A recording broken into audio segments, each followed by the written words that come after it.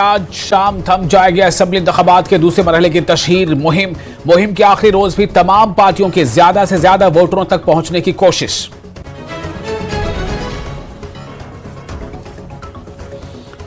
Assembly इंतखाबात के दूसरे मरहले की 25 सितंबर को होगी पोलिंग। 26 असेंबली सीटों पर डाले जाएंगे वोट। कई बड़े लीडरान की किस्मत का भी होगा फैसला। तशहीरी मुहिम के आखिरी रोज आज राहुल गांधी की सुरनकोट पुंछ और सेंट्रल शाला टैंक श्रीनगर में रैलियां। फारूक अब्दुल्ला का राजौरी में इजलास। कठुआ में राजस्थान के वजीर आला भजन लाल शर्मा की रैली। डीपीएपी सरबराह गुलाम नबी आजाद का गांधरबल असेंबली हल्के में रोड शो। पार्टी उम्मीदवार कैसर सुल्तान के हक में रोड शो का इनेकाद। खासी तादाद में पार्टी कारकुन और लीडरान मौजूद। पटन से पीपल्स कॉन्फ्रेंस के उम्मीदवार मौलवी इमरान रजा अंसारी दिन रात तशहीरी मुहिम में